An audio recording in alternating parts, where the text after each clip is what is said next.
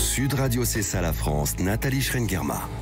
Bonjour à tous, il est 12h02. Bienvenue dans C'est ça la France. Aujourd'hui, on vous propose de découvrir des innovations françaises qui devraient révolutionner votre quotidien. Tout à l'heure, nous parlerons de cette première canne blanche intelligente pour aider les personnes malvoyantes et non-voyantes. Une canne qui utilise le son 3D comme repère, une première mondiale et c'est français. Mais tout de suite, je vous propose justement de découvrir une start-up française qui vient de lancer la première plateforme dédiée à l'achat et à la vente de vélos électriques reconditionnés en France. Sud Radio C'est ça la France. Et nous sommes avec son cofondateur Toussaint Watine. Bonjour Toussaint. Bonjour Nathalie.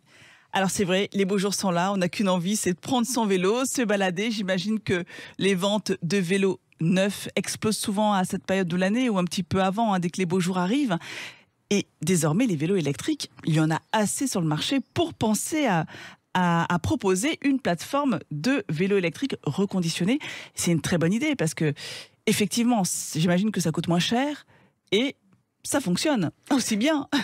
Tout à fait. Nous, on a monté Upway, donc ce site de vente de vélos électriques reconditionnés, parce que il y a énormément de vélos électriques qui sont d'ores et déjà en circulation, qui ont une durée de vie très longue, qui sont des produits de grande qualité et qui, par habitude, ont tendance à être soit rangés au garage, soit jetés lorsque leur premier propriétaire n'en a plus l'usage. Et donc, nous, notre objectif, c'est de proposer des vélos qui sont moins chers. On va jusqu'à moins 60% par rapport au prix du neuf, mais tout en maintenant le niveau de confiance et de qualité auquel on s'attend lorsqu'on achète un vélo neuf. Chaque vélo est inspecté par un mécanicien professionnel sur plus de 20 points de contrôle et chaque vélo est garanti 1 an lors de son achat. J'imagine que les principales craintes de ceux qui préfèrent aller vers le neuf, c'est la batterie. Ils se disent, oh, la batterie marchera peut-être moins bien, alors que pas du tout. C'est comme pour les téléphones reconditionnés, les ordinateurs reconditionnés. Il y a une garantie et j'imagine que c'est suivi de manière générale. Oui, Upway est vraiment né pour répondre à un enjeu et à un gros déficit de confiance dans les vélos électriques d'occasion. Parce que lorsqu'on souhaite acheter un vélo électrique et qu'on se tourne vers le marché de la seconde main, on craint souvent que le moteur, la batterie ou l'électronique soit de mauvaise qualité. Exactement. Et donc on se méfie d'une arnaque et on se demande comment s'assurer que le produit est de bonne qualité. Et donc c'est vrai que nous, on est en mesure, grâce à notre atelier et notre équipe de mécaniciens professionnels, d'effectuer un contrôle et un diagnostic de la batterie, du moteur et de toute l'électronique afin de s'assurer qu'il est en parfait état, qu'on peut réparer ou remplacer les pièces qui ont besoin de l'être et que donc le vélo, lorsqu'il est dans les mains de son nouveau propriétaire, maintient les mêmes niveaux de qualité et de confort que ceux auxquels on peut s'attendre lorsqu'on se tourne vers le neuf. Vous êtes situé à Gennevilliers, donc vous le disiez à l'instant, vous avez une équipe de réparateurs, professionnels qui travaillent à vos côtés. C'est vrai qu'acheter un vélo électrique neuf, ça a un certain coût. Oui, c'est quoi, c'est entre 3 et 4 000 euros, non? Enfin, alors, entre 2 le prix moyen, le prix moyen d'un vélo électrique aujourd'hui en France neuf est de plus de 2 000 euros. Ouais. Et il a plutôt tendance à augmenter. Si on se tourne vers le marché, par exemple, de l'Allemagne, qui est le plus mature en Europe et qui vend le plus de vélos électriques neufs aujourd'hui, ce prix moyen, il s'élève à 3 000 euros. Donc, ce qu'on constate, c'est qu'à mesure que le marché se développe, les produits gagnent en qualité. On étend les usages. On se tourne vers des produits et des vélos qui peuvent faire des vélos touche-main pour aller à la campagne, des VTT pour faire des sorties sportives, ou des vélos cargo pour faire ses courses, emmener ses enfants à l'école. Et donc, à mesure que ces produits se développent, le prix moyen a tendance à augmenter. Pourquoi est-ce qu'il ne baisserait pas, vu qu'il y a de plus en plus de production? Ça ne serait pas l'inverse, normalement? Alors, ce qu'on constate, c'est que même s'il y a des gains aujourd'hui en production et donc des baisses de coûts du produit, la montée en gamme des vélos dépasse la baisse des coûts de production et donc le prix moyen a tendance à augmenter avec la qualité des produits qui arrivent sur le marché. Une batterie qui tient plus longtemps, un temps de recharge plus faible. C'est ça, c'est les vélos qui sont plus puissants, avec des batteries qui ont une plus longue autonomie et avec un usage qui peut être plus varié, grâce notamment aux VTT très sportifs ou au vélo cargo pour emmener ses enfants ou des courses chez soi. Moi, je trouve que le vélo cargo, c'est un très bon exemple parce que souvent, on le prend quand on a ses enfants en bas âge, puis à un moment donné, c'est quand même encombrant.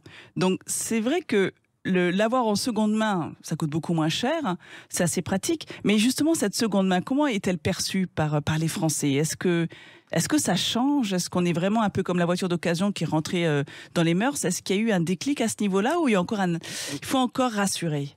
Notre objectif chez Upway, c'est exactement de s'assurer que l'ensemble de la population et des usagers de vélo n'aient pas peur de se tourner vers la seconde main. Quand on a lancé le projet d'Upway en novembre dernier, on a constaté qu'il y avait des sondages qui avaient été effectués qui indiquaient que plus de 50% des personnes qui envisageaient d'acheter un vélo électrique avaient peur d'une arnaque s'ils se tournaient vers l'occasion. Donc il y avait un vrai problème de perception et une vraie défiance vis-à-vis du marché de l'occasion. Et donc notre objectif, c'est de mettre fin à cette défiance en proposant cette garantie de 1 an et en partageant de la manière la plus transparente possible le processus de reconditionnement auquel chaque vélo fait face lorsqu'il passe par l'atelier d'Upway, puisqu'on procède à ces 20 points de contrôle et que nos mécaniciens, qui ont pour la plupart plus de 10 ans d'expérience dans le vélo électrique, s'assurent que dans les moindres détails, le vélo est dans le meilleur état possible. Vous avez évoqué l'Allemagne, justement chez nos voisins allemands. Comment ça se passe au niveau de la location, la vente de vélos électriques seconde main ? Alors, ce qu'on a constaté lorsqu'on a travaillé sur le projet Upway, c'est que partout en Europe, il y a un manque aujourd'hui d'offres de vélos électriques de seconde main, et notamment reconditionnés, y compris en Allemagne. Donc, il y a quelques acteurs qui se sont lancés, mais c'est encore à toute petite échelle par rapport à la taille du marché. Pour vous donner un ordre de grandeur, en Allemagne aujourd'hui, chaque année, sont vendus plus de 2 millions de vélos électriques neufs. Et on est très loin d'avoir ce genre de volumes qui sont revendus ensuite sur le marché de la seconde main. Et c'est d'ailleurs la raison pour laquelle, chez Upway, aujourd'hui, nous proposons notre service en France, en Belgique, mais nous travaillons au lancement de l'Allemagne, qui est du coup prévu dans les toutes prochaines semaines. C'est un métier qui est vraiment en pleine ébullition. C'est-à-dire qu'en fait, on voit les enjeux environnementaux actuels, le prix du carburant, les contaminations au Covid qui inquiètent les gens. On n'a plus très envie de prendre les transports en commun. Donc on sent que c'est un métier qui est vraiment... c'est un secteur qui ne cesse de se développer. Les vélos, on en parlera dans C'est ça la France à hydrogène. Donc c'est vrai que pour vous, récupérer tous ces vélos seconde main, on en est qu'au début là. On n'en est qu'au début. C'est vrai que ce qui nous a attiré avec mon associé Stéphane dans le fait de lancer Upway, c'est de servir une mission qui nous tient à cœur. Et je pense qu'aujourd'hui, il y a plusieurs aspects qui sont particulièrement motivants au quotidien. Le premier, c'est que on accompagne cette transition vers une mobilité moins carbonée et moins polluante. Et le vélo électrique est une véritable solution pour ça. On accompagne également le fait de jeter moins de produits et d'allonger la durée de vie de ces produits. Comme je le disais, les vélos électriques aujourd'hui sont de très bonne facture. Ils ont une durée de vie qui peut être très longue s'ils sont bien entretenus et bien réparés. Et donc on s'assure d'allonger cette durée de vie en donnant une nouvelle vie à ces vélos.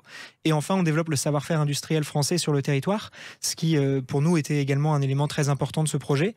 Dans un monde où un vélo électrique aujourd'hui a énormément de composants qui ont traversé la moitié du globe avant d'être assemblés et vendus, on veut s'assurer que ces vélos peuvent avoir la durée de vie la plus longue possible et être réparés sur le territoire français. C'est vrai que ça, c'est un paramètre très important, c'est qu'on crée de la valeur ajoutée dans le territoire, on crée de l'emploi dans le territoire. Exactement. Et ce qui est très intéressant d'ailleurs, c'est que le savoir-faire de reconditionnement et de réparation de vélos électriques est encore à ses tout débuts. Et la réalité, c'est qu'avec l'engouement et l'adoption de vélos électriques au sens large à travers la France, va se développer un besoin pour de la réparation, de la maintenance et du reconditionnement. Et donc ça va être une véritable manne d'emploi également. Nous, on forme des mécaniciens dans notre atelier afin de permettre de développer ce savoir-faire et d'accélérer tout simplement le développement de cette force de travail dans le reconditionnement. Mais je pense qu'il y a un véritable enjeu à l'échelle nationale de développer ces filières de formation pour répondre à ce besoin. Upway a été créé il y a combien d'années ? Alors Upway a été créé il y a 6 mois. Ah, et donc c'est ça, c'est tout récent, c'est une jeune start-up. Une toute jeune start-up du mois de novembre. On a été ravis du lancement, on a été très agréablement surpris par la vitesse et la popularité du service. Et donc on continue à avancer à toute vitesse face à cette demande. Alors bilan à date, combien de personnes utilisent le site Upway ? Quel est le prochain grand défi ? Alors, nous, ce qu'on a constaté depuis le début de l'année, c'est que le nombre de vélos vendus par mois a été multiplié par 5 depuis janvier. Donc, on voit vraiment une forte accélération de la demande. On offre aujourd'hui, ou on propose à la vente plus de 400 vélos électriques, ce qui permet de s'assurer qu'on répond à toutes sortes de besoins, que ce soit un usage urbain avec un vélo pliant, par exemple, pour aller en transport en commun, ou un VTT, typiquement Moustache, ou d'autres marques pour des balades le week-end. Donc, on a vraiment développé cette offre de manière extrêmement rapide. Nos prochains objectifs actuellement sont de non seulement développer le marché français, parce qu'on en est à ses tout débuts et il y a un potentiel absolument colossal, donc faire connaître la marque pour des acheteurs comme pour des vendeurs. Et l'export, j'imagine. Et l'export avec également. l'Europe notamment. Tout à fait. Merci beaucoup pour cet éclairage. Toussaint Ouatine, cofondateur de la start-up Upway. Merci encore. Merci à vous. Dans quelques secondes, nous irons du côté de Lyon découvrir une start-up qui a mis au point un boîtier intelligent qui se fixe sur la canne blanche pour aider les personnes malvoyantes. Une première mondiale. Ça vous intrigue? Eh bien, ça tombe bien, on en parle dans un instant. À tout de suite. Sud Radio, c'est ça la France. Et on part à Lyon découvrir une entreprise qui innove pour aider les personnes malvoyantes avec la première canne blanche intelligente. Sud Radio, c'est ça la France. Et nous sommes en ligne avec François Biraud, cofondateur de GoSense. Bonjour François. Bonjour. Alors vous avez développé avec votre associé une innovation qui permet aux personnes malvoyantes ou non-voyantes d'anticiper les obstacles qui se présentent à eux grâce à une canne intelligente. Est-ce que vous pouvez nous raconter tout ça? Oui, alors c'est un petit boîtier qui s'appelle Rango, petit boîtier électronique qui se fixe sur le manche de tout type de canne blanche et qui est là pour complémenter la canne. Premier but, c'est de détecter tous les obstacles que la canne blanche ne détecterait pas, par exemple ceux qui sont en hauteur ou quand on passe la canne, on peut passer à côté d'obstacles, et également en effet d'anticiper un peu plus les obstacles pour limiter les chocs qu'on peut avoir entre la canne blanche et puis des obstacles. Typiquement en ce moment, il y a beaucoup de tables sur les terrasses et parfois ça peut être gênant de se choquer avec elles. Les trottinettes sur les trottoirs. Exactement. Mais alors, quelle est la différence avec la canne électronique qui existe déjà depuis une vingtaine d'années, voire trentaine d'années? Qu'est-ce qu'elle a de plus, justement, grâce à ce petit boîtier? Alors, il y a plusieurs différences. La première principale, c'est la simplicité d'utilisation. On a fait le focus vraiment là-dessus depuis le début. Il y a de l'intelligence qui est embarquée dans le produit, qui analyse en fait, à la place de la personne, tout ce qu'il y a autour d'elle, calcule des risques de collision et prévient l'utilisateur que quand il y a un risque de collision. Et le but, c'est de limiter au maximum le nombre de retours pour que ce soit utilisable très facilement après quelques heures d'utilisation. Alors, donc comment il est prévenu, justement, l'utilisateur? Alors ça, c'est une bonne question. C'est vraiment une des particularités de Rango, c'est qu'il est prévenu par un son en 3 dimensions. Donc l'utilisateur a des écouteurs, mais qui sont externes à l'oreille, qui ne coupent pas de l'environnement. Ouais. Et quand il y a un obstacle, par exemple un peu à gauche, et ben la personne va entendre des bips légèrement sur la gauche, à l'endroit où se trouve l'obstacle. Donc il peut facilement le localiser et le contourner. Et il y a d'autres fonctionnalités en fait qui sont accessibles directement avec Rango. L'utilisateur est annoncé à l'avance quand il arrive proche d'une intersection, on lui décrit le carrefour. Il peut avoir accès aux horaires de transport en commun. De bus, de métro, de train, partout dans le monde. Et il a une dernière fonctionnalité qui est la possibilité de savoir en un clic l'adresse à laquelle il se trouve. Alors, pour que ce soit clair pour nos auditeurs de Sud Radio, c'est un petit boîtier qui est pas très grand, qui vraiment se fixe au niveau de la canne. Et donc, ça fonctionne par Bluetooth, c'est ça? Il faut avoir un téléphone portable? Oui, tout à fait. Alors donc c'est un produit qui fait 107 grammes exactement, donc qui est très léger, qui se connecte au smartphone de l'utilisateur. Donc il peut avoir un iPhone ou tout type de téléphone Android, ça fonctionne. Et en fait, ça permet de réutiliser les capacités du téléphone, mais d'avoir un produit qui reste léger sur la canne. Donc il n'y a pas plein de choses dedans. Typiquement la puce GPS, si elle n'est pas intégrée dans le produit, dans Rango, mais on réutilise bien sûr celle du smartphone. Ça nécessite un apprentissage au départ pour maîtriser justement cette canne et son utilisation? Alors oui, toujours, puis ça va dépendre bien sûr des profils, de la facilité qu'ont les personnes à utiliser des produits électroniques ou la facilité qu'ils ont déjà à se déplacer. Donc nous, on propose une formation, ça se fait par téléphone, ça dure 45 minutes, ça se fait très bien, on a 400 utilisateurs qui ont tous été très satisfaits de cette formation. Et dans le cas où ça pourrait être nécessaire, on a aussi des partenariats avec des instructeurs de locomotion, donc ils vont vraiment pouvoir prendre le relais et passer plus de temps avec les personnes pour qu'elles appréhendent bien le produit dans leur quotidien, qu'elles soient plus à l'aise. Donc le capteur est bien évidemment, j'imagine, breveté, parce que vous avez mis combien d'années à le développer avec Hugues de Chaumont, votre associé? Alors ça prend du temps, en effet. Les premiers travaux qu'on a fait là-dessus datent de 2011, donc c'est il y a longtemps, et l'entreprise a été créée en 2015. Ouais. Et alors, ce qui est important, il faut le dire, c'est aussi pour ça que vous êtes dans C'est ça la France, c'est que c'est fabriqué en France. C'est du Made in France. C'est Made in France et c'est presque Made in Rhône-Alpes. Quasiment la totalité des choses sont faites vraiment à côté de nos bureaux. Mais alors, ce qui est étonnant, c'est justement, finalement, vous avez eu cette bonne idée d'utiliser la réalité augmentée, c'est ça? Enfin, c'est vraiment une technologie basée sur les capteurs 3D. Oui, c'est ça. Alors, on entend souvent parler de réalité augmentée, souvent pour l'aspect visuel. Ouais, et notre pari depuis le début, c'était de dire qu'en fait, avec le sonore, on peut aller très loin, augmenter l'environnement de façon sonore. C'est très naturel, ça ne demande pas quelque chose de très invasif, juste une paire d'écouteurs qui ne rentrent pas dans l'oreille. Et ça permet ici aux personnes déficientes visuelles de localiser les obstacles, de pouvoir éventuellement suivre un trajet grâce à un son 3D qu'elles vont entendre dans l'environnement, avoir des descriptions de l'environnement, des rues, etc. Mais alors, c'est vrai que ça paraît évident quand vous en parlez comme ça, mais il faut le dire à nos auditeurs de Sud Radio, vous êtes, vous et Hugues de Chaumont, issus de l'univers du son. Oui, alors plus spécifiquement plutôt du domaine de la réalité virtuelle. Alors un peu du son en effet, mais surtout de la réalité virtuelle, donc toutes les technologies immersives ou de réalité augmentée qui permettent d'immerger une personne dans un environnement virtuel ou augmenter l'environnement pour que l'interface en fait soit très simple, l'apprentissage soit très simple, qu'il n'y ait pas de formation longue, juste on réutilise la capacité de la personne ici à localiser les sons dans l'espace pour lui permettre de localiser les obstacles par exemple. Mais quel a été l'élément déclencheur? Comment vous êtes dit, voilà, avec Hugues de Chaumont, on va réussir il faut qu'on fabrique une canne qui soit beaucoup plus performante et utiliser justement ce son 3D pour aider les malvoyants et les personnes non-voyantes? Alors c'est un mix de plusieurs choses. Déjà l'envie d'entreprendre et de faire quelque chose qui a du sens. C'était une volonté de Hugues et de moi dès le départ.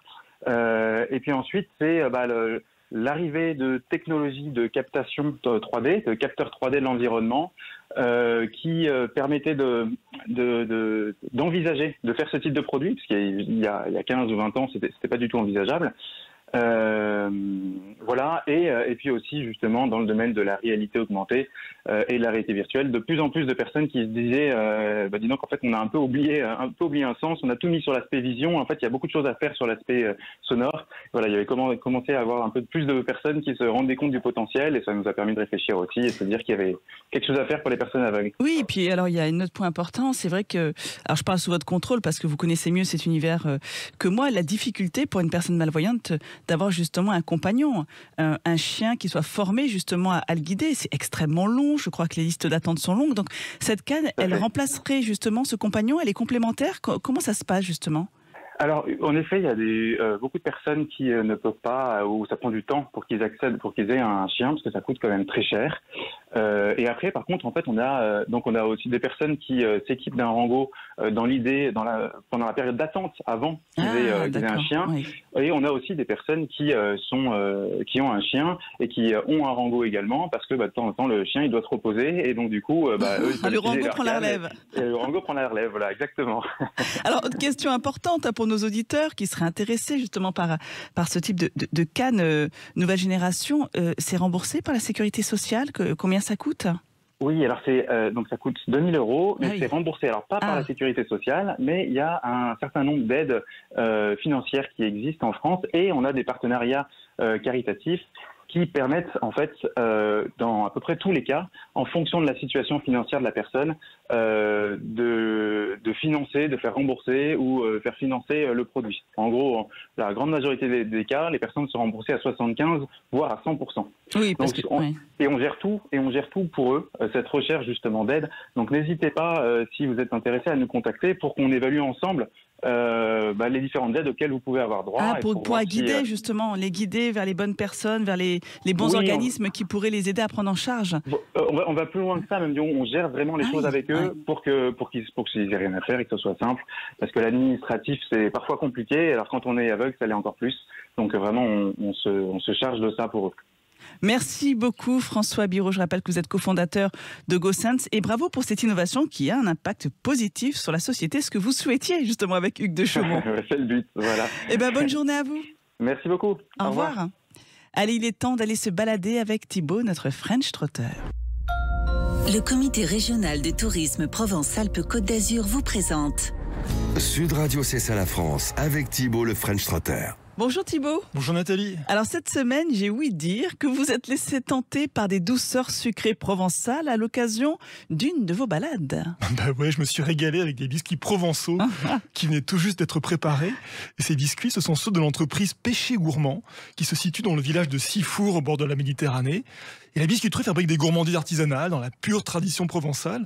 Et j'ai demandé à Anthony Chauffitte, l'un de ses co-dirigeants, de m'en dire plus. Alors à Péché Gourmand, nous fabriquons des biscuits sucrés, plutôt secs, donc de type navette, croquant, sablé, monte-caos et bien évidemment quelques petits macarons aux amandes. Et ce sont bien sûr des biscuits provençaux. Oui, tout à fait. La navette est la spécialité de notre région, assez emblématique. La navette étant un produit qui a été créé au XVIIe siècle par un boulanger à Marseille pour représenter une barque qui se serait échouée dans le port de Marseille. Elle est chaque année bénite par l'archevêque le jour de la Chandeleur. Elle fait partie également, pour certaines familles provençales, des 13 desserts que nous retrouvons sur la table de Noël.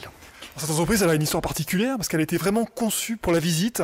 Je suis rentré par un magnifique patio ouvert sur l'extérieur et on voit à travers des grandes baies vitrées la ligne de fabrication. C'est vous qui avez conçu tout ça, je crois. En fait, le bâtiment a été conçu et créé pour accueillir des visiteurs, ce soit des familles ou des groupes, et donc un magnifique patio qui permet en fait de représenter ces patios à la provençale. Et on a aussi mis sur le bâtiment un joli olivier qui représente l'espoir, qui fait partie du blason de l'entreprise d'ailleurs. Donc tous les éléments provençaux sont là pour vous accueillir, pour accueillir le visiteur. Et on est accueilli aussi par cette odeur de biscuits chauds qui sortent des fours. Oui, en fait, c'est vrai qu'on produit toute la journée à partir de 7 ou 8 heures du matin, des fois un peu plus tôt. Et puis toute la journée, il y a une diffusion de l'odeur qui se fait directement en sortie des fours. Et on peut consommer sur place des biscuits qui sont fabriqués du jour. Eh bien dis donc, on sent presque l'odeur de ces biscuits, ça donne envie. Mais alors j'ai pas très bien compris. Anthony nous a parlé d'une barque. Il y avait quelqu'un à l'intérieur de cette barque ? Bah oui, en fait, cette barque, c'est pas n'importe laquelle. Car dans la tradition chrétienne, elle aurait transporté Marie-Madeleine, Marthe, sa sœur, Lazare, son frère, jusqu'au rivage provençal. Et pour rappeler cette histoire, on a donné à ce biscuit la forme d'une barquette. Mais je vous propose de retrouver Anthony. Cette fois, nous sommes dans l'atelier et on va découvrir la fabrication d'un autre biscuit provençal. Alors aujourd'hui, on fait des succulents sablés au citron. Ils sont fabriqués notamment par Teddy. Toute la journée, beaucoup de petits biscuits qui sont des accompagnements pour le café, entre autres. Une recette provençale ? Alors, on va réutiliser des écorces de citron à l'intérieur qui sont fabriquées en Provence. Alors, comment s'effectue cette fabrication ? Alors, ce matin, il a réalisé dans le pétrin qui est juste ici la pâte en mélangeant la farine, les œufs qui nous viennent du Gers. La farine qui nous vient du Gers, je connais bien. Ah, vous êtes de la région du Gers. Je suis gersois. Ah ben voilà. On a une farine qui nous vient de Saint-Étienne. On va mixer le tout dans ce pétrin qui va tourner et malaxer la pâte. On voit le pétrin, voilà, c'est un pétrin assez immense qui contient combien de litres ? Là, on est capable de fabriquer en même temps une centaine de kilos. On pétrit combien de temps ? Alors le pétrissage va durer entre 15 et 20 minutes. La deuxième étape, Teddy aujourd'hui va mettre celle-ci dans la machine qui est ici. Cette machine en fait va permettre de donner la forme du biscuit. Une forme ovale ? D'une forme ovale tout à fait, qui va rappeler les petits accompagnements pour le café. Ensuite, les plaques nous permettent d'avoir cette forme, de les étaler et on va les mettre sur un chariot. Ce chariot va contenir une quarantaine de plaques. Quand ce chariot sera plein, nous allons le mettre au four pour le cuire entre 12 et 15 minutes selon les variétés. Ah, j'espère qu'il y a de la dégustation à la fin de cette visite, Thibaut. Oui. Alors, je crois que nos auditeurs auront envie, eux aussi, de continuer à visiter les coulisses des entreprises françaises, et notamment celle-ci. Alors, comment ça se passe pour la visite des Péchés Gourmands ? Alors, ça dure 1 heure, c'est tous les jours de l'été à 10h30 précise. Vous aurez l'historique, vous verrez absolument tout ce qui se passe à travers les grandes baies vitrées. Et en fin de visite, la fameuse dégustation, mais aussi un jeu sensoriel interactif, parfait pour les enfants. Et pour plus de renseignements, Péché Gourmand au pluriel, péché-gourmand.fr. Merci beaucoup Thibaut, on se retrouve la semaine prochaine pour d'autres visites, d'autres idées de visites ? Oui, je le confirme, à la semaine prochaine. Sud Radio, c'est ça la France, avec Thibaut le French Trotter. Vous a été présenté par le Comité régional de tourisme Provence-Alpes-Côte d'Azur. On arrive à la fin de cette émission. Je vous donne rendez-vous la semaine prochaine, même jour, même heure et même radio. Et surtout d'ici là, portez-vous bien. Et pour les nostalgiques, n'oubliez pas, vous pouvez retrouver l'émission en replay sur le podcast sudradio.be. francebleu.fr. Bonne journée à vous, bon dimanche à vous.